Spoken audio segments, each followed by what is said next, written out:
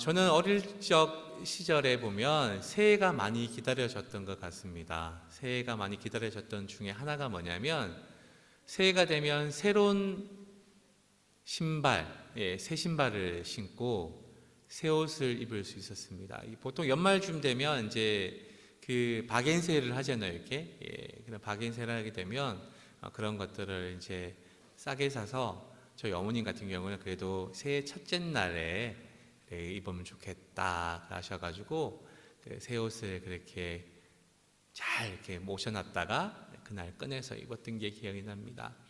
새 옷을 입고 새 신발을 신으면 늘 기분이 좋습니다. 지금도 마찬가지입니다. 새 옷을 입으면 기분이 되게 좋고요. 새 신발을 신으면 되게 기분이 좋습니다.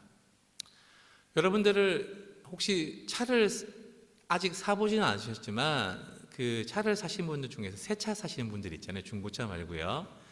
새 차 사시는 분들은요, 그 새 차의 그 기분을 계속해서 누리시기 위해서 뭐 몇 개월 동안 그 비닐 커버를 벗기지 않습니다. 그 비닐 커버 혹시나 벗기려고 그러면 큰일 납니다.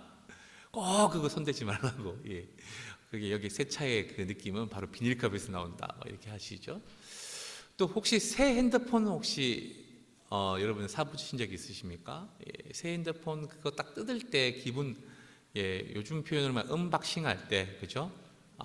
그때 느낌 되게 좋지 않습니까? 중고폰보다는 새 폰이 늘 좋지요. 근데 새 것이 항상 좋은 건 아닙니다. 오래된 게 좋을 수도 있습니다. 한 가지 예를 들면 또 그게 있잖아요. 저희 혹시 진품명품이라는 프로그램 아시나요? 골동품 같은 거 갖고 와서 이제 가격을 매겨주는 그런 TV 프로그램이 예전에 있었는데 지금도 있는지는 잘 모르겠습니다. 여하튼 거기에 보면 오래되면 오래될수록 값어치가 더 있는 걸로 알고 있습니다. 물론 같은 종류에서 좋은 그 상황에서 보면 아무래도 오래된 게 더 가치가 있더라고요. 그리고 이제 또 생각해 보면 오래된 된장이나 간장이 상당히 가치가 있습니다. 이렇게 되게 명인들이 이렇게 담궈 놓은 간장, 된장이 오래된 거는 약이다 할 정도로 그렇게 고가에 거래되기도 합니다.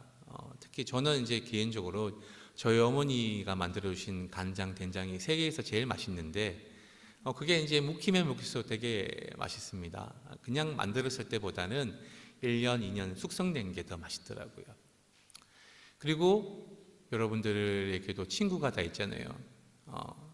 오래된 친구가 되게 좋지 않습니까? 오래된 친구가 내가 어떤 이야기들을 하든지 간에 다 들어줄 수가 있고 고민을 이야기도 함께 공감해 줄 수 있는 오래된 친구. 그래서 새 것이 좋을 수도 있고 오래된 것이 좋을 수도 있는데 오늘 본문에도 보면 이 새 것과 오래된 것이 서로 계속해서 대조되고 비교돼서 나옵니다. 그것이 무엇일지는 이 본문 말씀을 들여다보면 나오겠지요. 예수님께서 한 번은 누군가들에게 질문을 받습니다. 오늘 33절 말씀입니다. 제가 읽겠습니다. 그들이 예수께 말하되 요한의 제자는 자주 금식하며 기도하고 바리새인의 제자들도 또한 그리하되 당신의 제자들은 먹고 마시나이다. 이 그들이 누군지는 모르지만 예수님께 그런 질문을 합니다. 바리새인들의 제자들도 금식하고 기도합니다. 그리고 세례 요한의 제자들도 금식하고 기도합니다. 그런데 예수님 당신의 제자들은 왜 금식 안 합니까? 왜 기도하기에 게을리합니까? 그러한 질문을 합니다. 그러면 이 그들은 누굴까요? 누가 이런 질문을 할까요? 예수님께 왜 이런 질문을 할까요? 거기에 대한 답이라 그래야 될까요? 실마리가 바로 앞에 말씀 누가복음 5장 27에서 32절에 보면 나와 있습니다. 예수님께서 한 번은 길을 가시다가 한 사람을 예수님의 제자로 부르십니다. 우리가 잘 알고 있는 베드로, 안드레, 야고보, 요한도 그렇게 가다가 부르시고 제자를 삼으셨지만 예수님께서 세관, 다시 말하면 우리가 말하면 뭐 세무소라고 할 수가 있겠죠. 지금으로 말하면 세금을 걷는. 그 당시에는 이제 이 이스라엘이 로마의 지배를 받기 때문에 로마에게 낼 그런 세금들을 거뒀습니다. 그러면 거기에 거두는 곳을 세관이라고 그랬는데 이 세관에서 일하는 사람을 당연히 그 당시에는 세리라고 불렀지요. 세리 한 사람을 그렇게 제자로 부릅니다. 근데 그 사람이 누구냐면 바로 레위라는 사람입니다. 마태복음에는 이 레위의 이름이 마태라고 되어 있지요. 레위는 원래 자기 히브리식 이름이고요. 마태는 로마식 이름입니다. 조금 여러분들 마테우스라는 이름 들어보셨나요? 마테우스. 예, 마테우스가 바로 마테라고 보시면 됩니다. 여하튼 이름은 두 개 갖고 있어요. 그 당시에는 다 그렇게 이름을 갖고 있었거든요. 심지어는 세 개까지 갖고 있는 분이 있습니다. 뭐 그리스 이름, 헬라식 이름, 히브리식 이름, 마지막으로 로마식 이름 이렇게 이름을 갖고 있습니다. 근데 레위라는 사람이 그렇게 세간에 앉아 있다가 예수님께서 이리 오라고 나를 따르라고 그렇게 하시죠.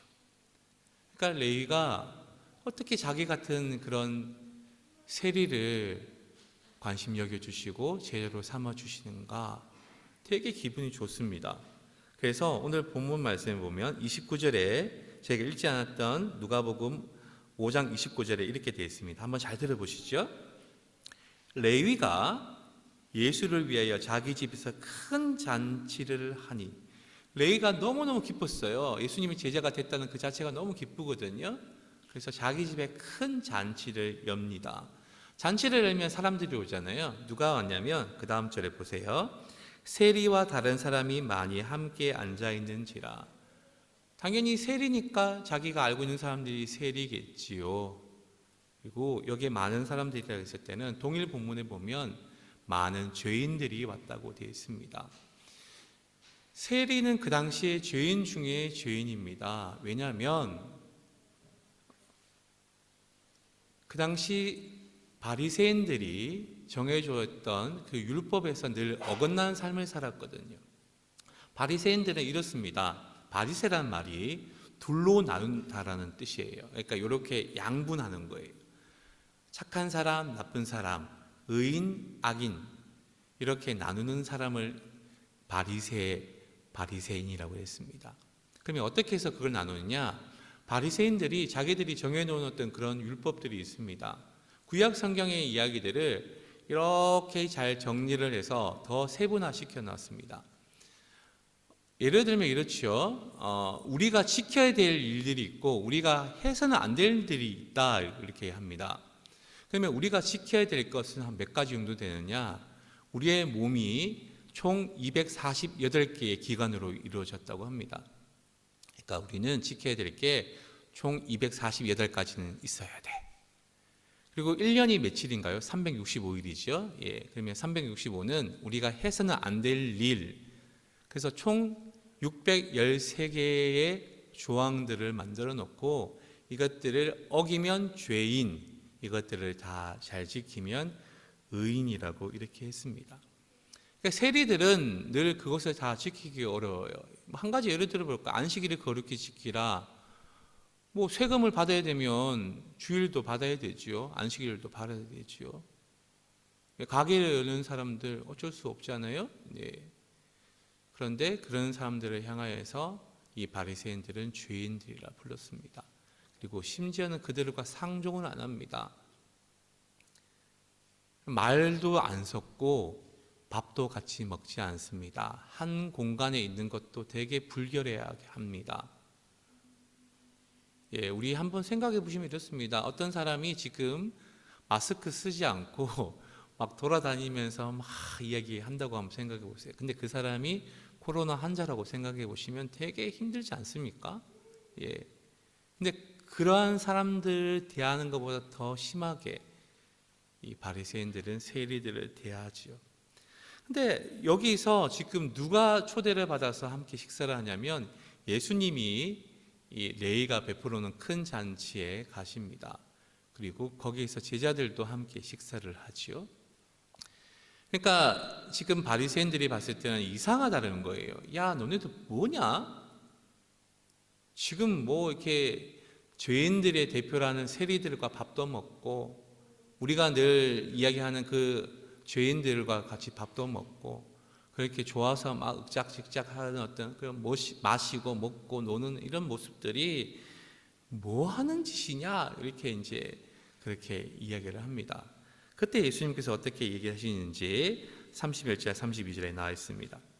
예수께서 제자바에 이르시되 건강한 자에게는 의사가 쓸데없고 병든 자에게야 쓸데있나니. 병원에 갈 때 건강한 사람들이 병원 갑니까? 병원에 가는 사람은 다 아픈 사람들이 가지요. 예. 의사에게는 늘 아픈 사람만이 옵니다. 그러니까 예수님 눈에는 지금 여기에 있는 세리들과 많은 죄인들이 아픈 사람들이죠. 영적으로 아픈 사람들이죠. 그 사람들에게 의사인 내가 필요해.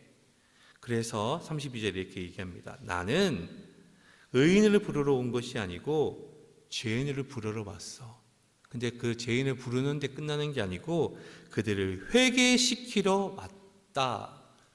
그래서 죄인들과 함께하는 것이 당연한 거고 그들과 함께 지내면서 그들을 회개시키는 것이 내 임무다 합니다.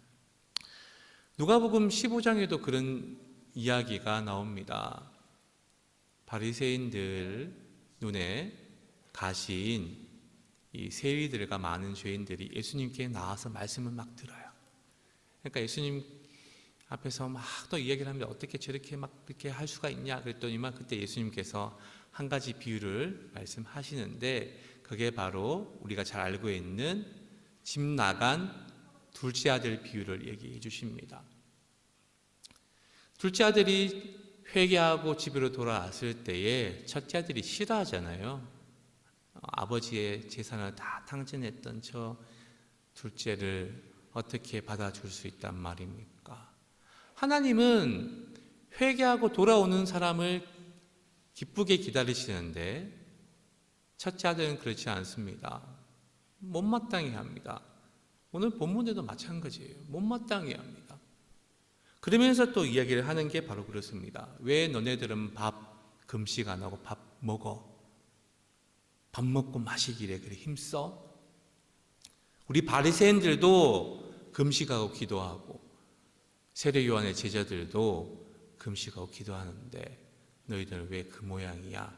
그게 오늘 본 말씀의 시작에 그렇게 나옵니다. 바리새인들은 정말 우리가 상상을 하기 어려울 만큼 경건한 신앙들을 많이 했습니다. 그들이 정해놓았던 613가지를 잘 지키는 것은 당연하고요. 성경에 있는 말씀들을 최대한 지키면서 살려고 그렇게 노력했던 사람들입니다. 그들이 잘못한 건 없어요. 그들의 삶 자체는. 근데 그들이 지금 가지고 있는 그런 잣대로 다른 사람들을 비판하고 그들을 비난한다는 게 문제가 생깁니다. 바리새인들은 일주일에 2번씩 금식을 합니다. 월요일하고 목요일날 금식을 합니다. 왜 월요일과 목요일을 금식하냐면 그들이 막 연구를 했어요. 우리가 그래도 하나님의 자녀로 살아가려면 어떻게 해야 되지? 막 연구를 하다가 연구한 결과 모세가 금식을 한 적이 있었어. 시내산에 올라가서 40일 동안 금식하면서 하나님과 함께 동행했는데 우리가 40일 동안 금식 못하니까 모세가 하나님의 산인 시내산에 올라갔었던 날 그리고 내려온 날 정도는 우리가 금식을 하자. 올라갔던 게 목요일이고 내려온 게 월요일이라 그렇게 합니다. 그래서 목요일 날 그리고 월요일 날 금식은 하자. 그렇게 일주일에 2번씩은 금식을 그렇게 했습니다. 그들의 삶 자체는 철저하게 지킵니다. 다만 그렇게 지키지 않는 사람들을 정죄하고 그들을 비난하고 비방하는 데 늘 앞장섰지요. 예수님께서는 이러한 이야기를 하는 바리새인들 향하여서 이야기를 하십니다. 3가지 비유를 말씀하십니다. 첫 번째는 결혼식 장에 있는 하객들에 대한 비유를 말씀하십니다. 오늘 본문 말씀 34절, 35절 말씀입니다. 제가 34절 말씀을 읽겠습니다. 예수께서 그들에게 이르시되 혼인집 손님들이 신랑과 함께 있을 때 너희가 그 손님으로 금식하게 할 수 있느냐. 여러분 혹시 결혼식에 가보셨습니까? 저는 결혼식을 하기도 했지만 결혼식장에 많이 갔습니다. 뭐 독일에 오니까 거의 갈 일이 거의 없지만 한국에 있을 때는 뭐 거의 한 달에 한 4-5번은 뭐 그냥 계속 갔던 것 같습니다. 친구가 결혼해도 가고 뭐 동기가 결혼해도 가고 교회 분들이 결혼해도 가고 이렇게 결혼식을 가게 되면 늘 기대하는 게 뭐냐면 오늘 어떤 밥이 나올까? 뷔페는 오늘 어떤 것들이 많이 이렇게 세팅이 되어 있을까? 그리고 거기에서 제가 음식을 많이 먹는다 해서 누가 저에게 손가락질하는 사람이 없습니다. 많이 먹으면 많이 먹을수록 고맙다고 그럽니다. 많이 드시라고. 많이 드시라고. 이 잔치집에서는 금식한다는 게 실례지요. 예를 들어 축의금만 딱 주고 온다 그러면 되게 서운해합니다. 식사 좀 하고 가시지 이렇게 얘기하죠. 또 거기서 하객들 살찔까봐 밥 안 주는 곳이 없습니다. 다 밥 줍니다. 그러니까 결혼식장에서는 누구든지 밥을 많이 먹고 또 손님을 위해서 많은 음식들을 준비하는 것이 당연합니다. 예수님께서 똑같이 말씀하시죠. 결혼식장에서 금식하는 거 봤니? 이렇게 하십니다. 그 결혼식장에서 금식하는 거 봤니? 그러니까 지금 예수님이 계시는 이곳이 지금 결혼식장과 같은 그런 축제장이에요. 구원받은 사람들, 다시 말하면 죄에서 회개하고 예수님 곁에서 함께 있는 사람들은 구원의 장이죠. 거기서 함께 즐거워하고 함께 먹습니다. 구약 성경에서 보면 늘 우리에게 신랑이 되시는 분이 누구냐면 하나님으로 나와 있습니다. 여호와 하나님이 신랑인데 신약에서는 그 하나님이 이 땅에 오셨기 때문에 신랑이 누구로 계속해서 기술이 되냐면 예수님으로 기술이 됩니다. 그래서 마태복음 25장에 보면 10처녀가 신랑을 기다릴 때 그 신랑이 누구를 대표하냐면 예수님을 대표하지요. 그래서 우리가 말하는 여기서 신랑은 예수님이라는 것을 당장에 알 수가 있습니다. 나 신랑인 예수 그리스도와 여기에 회개하고 온 이 사람들이 함께 모여서 하는 이 모든 자리가 축제의 자리인데 당연히 금식하는 게 안 맞아. 많이 먹고 많이 마시는 게 맞아. 그렇게 얘기를 하십니다. 그런데 35절에 보면 그러나 그날에 이르러 그들이 신랑을 빼앗기리니 그날에는 금식할 것이니라. 예수님이 신랑이라 했을 때 빼앗기는 날이 오지요. 그날이 언제냐면 바로 십자가에 달리시는 날입니다. 예수님이 십자가에 달릴 때에는 사람들이 밥 먹고 즐거워하고 그렇게 하지 않지요. 그때는 눈물을 흘리면서 예수님의 고난을 우리도 함께 동참하지 않습니까?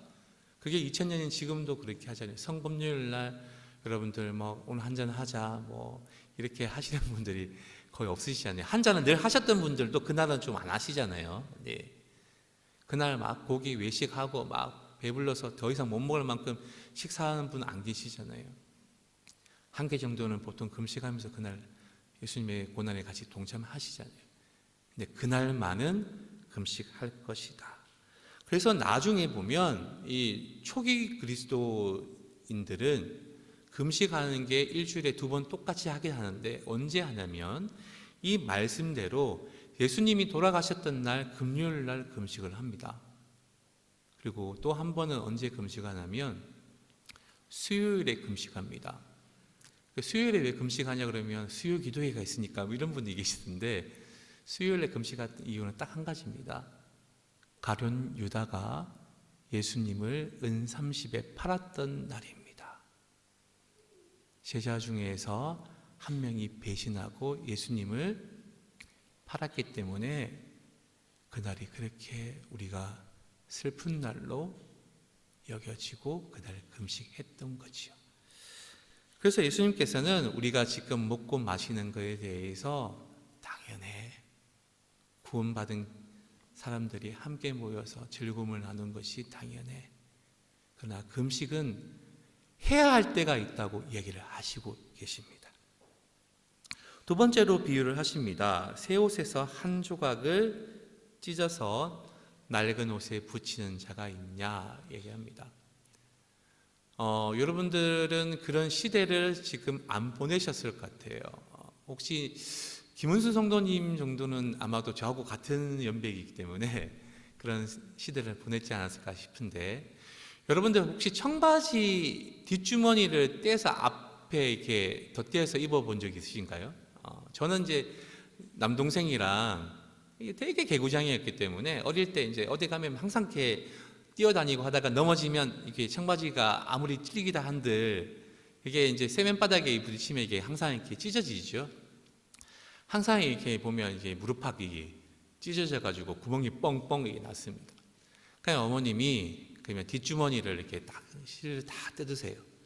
그래서 그것을 이제 다시 앞에 딱 대주시면 뭐 한동안은 끄떡없이 그렇게 옷을 입었던 것 같습니다. 그래서 저는 이제 뒷주머니 없는 그런 옷을 많이 입고 다녔는데, 그런데 여러분들 중에서 내가 아주 오래된 옷을 새 옷을 지금 사가지고 그것을 잘라서 옷을 이쁘게 데코레이션 한다고 디자인 한다고 하시는 분이 계십니까? 그런 분들은 없으세요. 예수님이 그런 이야기를 하십니다. 새 옷은 새 옷대로 가치가 있기 때문에 낡은 옷에 그것을 굳이 잘라가지고 그 조각을 붙이는 사람이 없어. 그렇게 이야기를 하십니다. 그렇게 하게 되면 36절 후반절에 만일 그렇게 하면 새 옷을 찢을 뿐이요 새 옷에서 찢은 조각이 낡은 것에 어울리지 않다 하십니다. 다시 말하면 낡은 것은 낡은 것 그대로 둬라, 새 것은 새 것 그대로 둬라. 이거 두 개는 섞이기가 힘들다. 새 옷은 조금 그래도 신축성이 좋아가지고 덧대게 되면 옷이 빨리 헤어집니다. 낡은 옷에 되면요. 그러니까 낡은 옷에 되려면 낡은 것을 가지고 이렇게 하는 게 좋지요. 그리고 또 누가 어리석게 새 옷에 그 한 조각을 이렇게 잘라서 그렇게 덧대는 사람이 있겠습니까? 그러니까 새 옷과 헌 옷은 절대로 어울릴 수가 없어. 두 번째 이야기를 하십니다. 이 새 옷과 헌 옷에 대한 비슷한 비유를 하나 더 하시는데, 그게 바로 37절부터 나와 있는 새 포도주와 묵은 포도주 이야기입니다. 37절의 말씀을 제가 읽겠습니다. 새 포도주를 낡은 가죽 부대에 넣는 자가 없나니 만일 그렇게 하면 새 포도주가 부대를 터뜨려 포도주가 쏟아지고 부대도 못 쓰게 되리라. 새 포도주는 새 부대에 넣어야 할 것이니라. 여러분들은 어떻게 이 포도주를 만드는 그 과정을 이렇게 아시는지는 잘 모르겠는데요. 이스라엘에서는 포도주를 담글 때 이렇게 담급니다. 그 당시에는 이 가죽 부대를 일단은 만들어 놓습니다. 그 가죽 부대는 보통 염소 가죽으로 많이 만듭니다. 염소 가죽을 이렇게 덧대서 하나의 큰 부대를 만듭니다.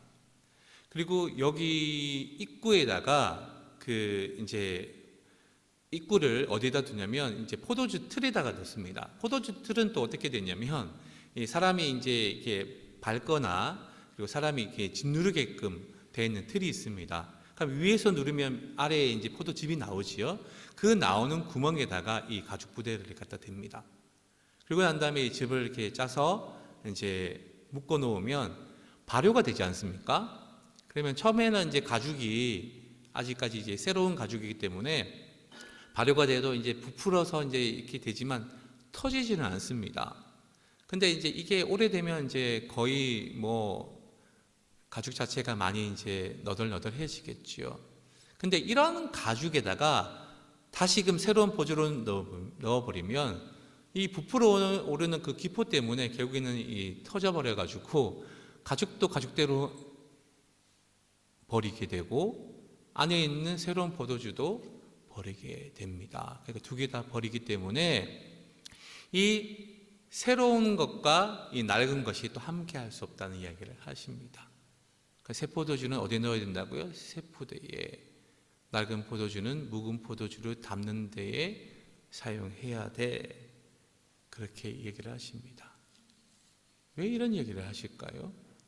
그리고 새 포도주는 무엇이고 그리고 묵은 포도주는 무엇일까요? 이 묵은 포도주는 제가 좀 전에 이야기 드렸다시피 바리새인들이 정해놓은 그 613가지의 계명들, 그 율법들을 의미합니다. 그리고 여기서 말하는 부대라는 것은 마음 상태를 말합니다. 내가 이런 것들을 잘 지키면 하나님이 기뻐하실 거야. 내가 이런 것들을 잘하면 바로 내가 구원받을 거야. 그런 마음을 갖고 있는 사람들이 그 613가지가 당기면 너무너무 좋은 거예요. 여기서 예수님의 가르침이 들어오면 짜증이 납니다. 어떻게 세리들과 함께 저희 사람들을 회개시키는 게 목적이라고? 아니, 쟤네들은 상종하기 싫어. 벌써부터 이게 어긋난다고요.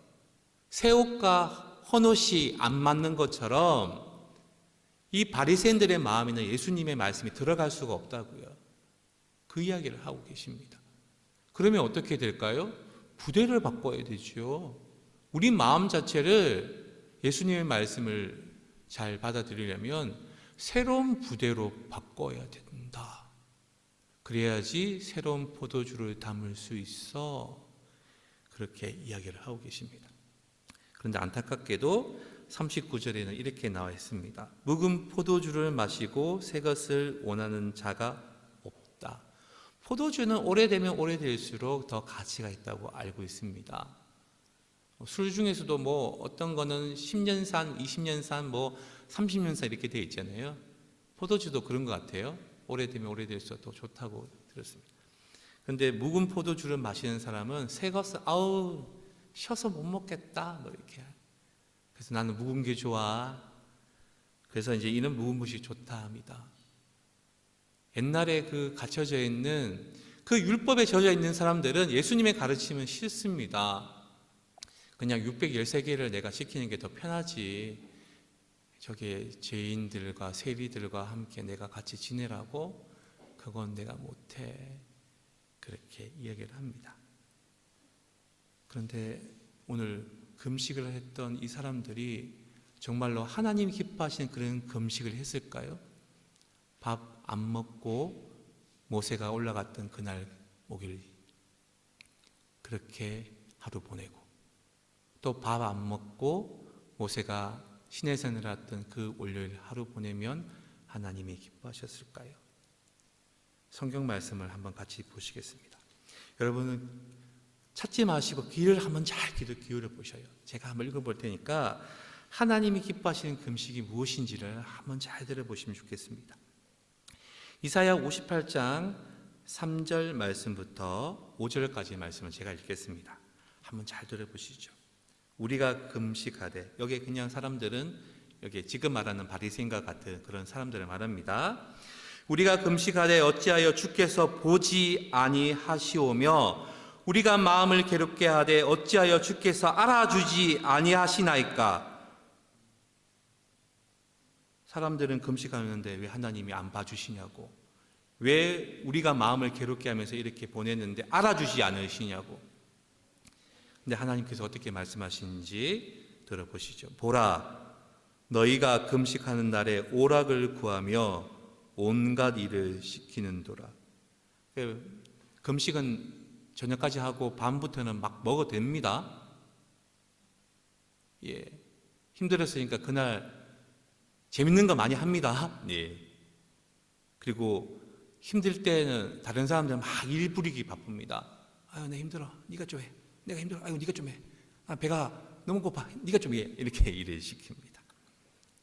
보라, 너희가 금식하면서 논쟁하며 다투며 악한 주먹으로 치는도다. 너희가 오늘 금식하는 것은 너희의 목소리를 상달하게 하려는 것이 아니니라.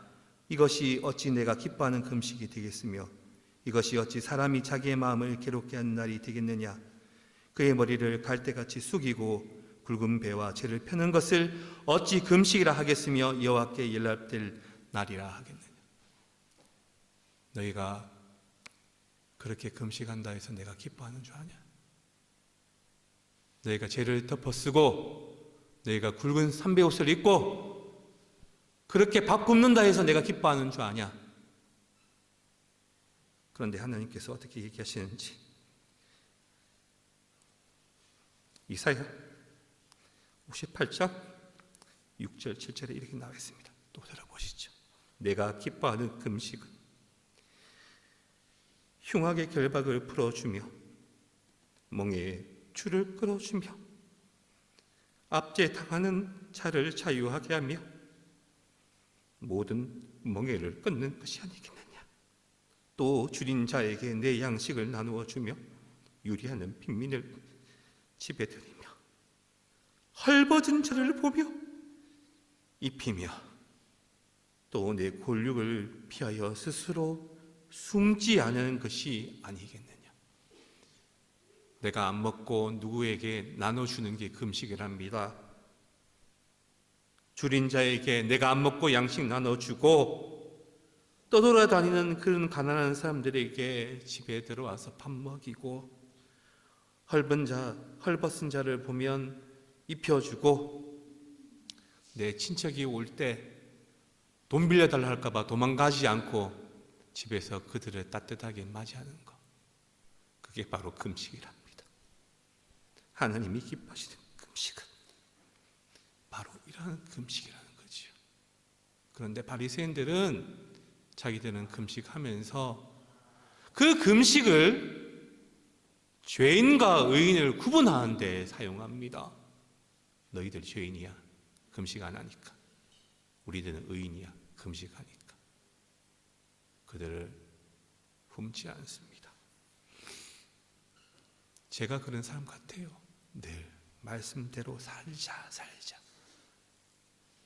근데 하나님 앞에 제가 참된 금식을 하고 있는지, 기뻐하고 있는 금식을 하고 있는지 되돌아보면 눈물밖에 안 나옵니다. 어떻게 내가 그럴까? 우리가 새 포도주를 새 가죽 부대에 담아야 되지 않겠습니까? 새 포도주가 예수님의 말씀이라면 우리는 새 가죽 부대가 되어야 됩니다. 오늘 예수님께서 우리에게 새로운 포도주를 주십니다. 새로운 계명을 주시는 거지요. 그 새로운 계명이 뭐냐면요, 내가 너희를 사랑한 같이 너희도 서로 사랑하라.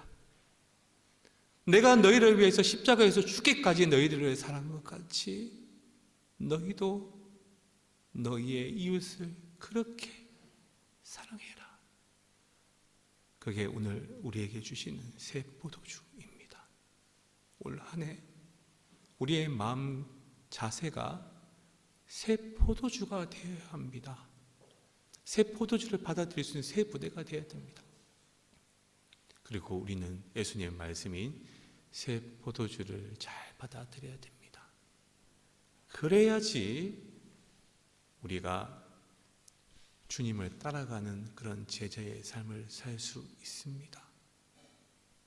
계명을 잘 지키는 것도 중요하지만요, 왜 이 계명을 지켜야 되는지, 그리고 무엇보다도 회개하고 돌아오는 사람들을 우리가 더 긍휼히 여기고 그들을 잘 품고 그들을 사랑하는 것이야말로 주님이 바라보시는, 그리고 주님이 원하시는 일이라는 것을 우리가 명심하면 좋겠습니다.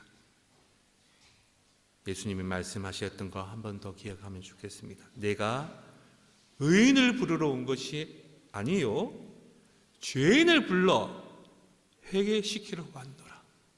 그러니 우리는 의인인지 죄인인지를 탓하는 것이 아니고 늘 예수님의 새 포도주를 생각하면서 내 이웃을 내 몸과 같이 사랑하고 정말로 예수님이 사랑하신 것처럼 그렇게 서로가 서로를 사랑할 수 있는 그런 한 해가 되시기를 간절히 기원합니다.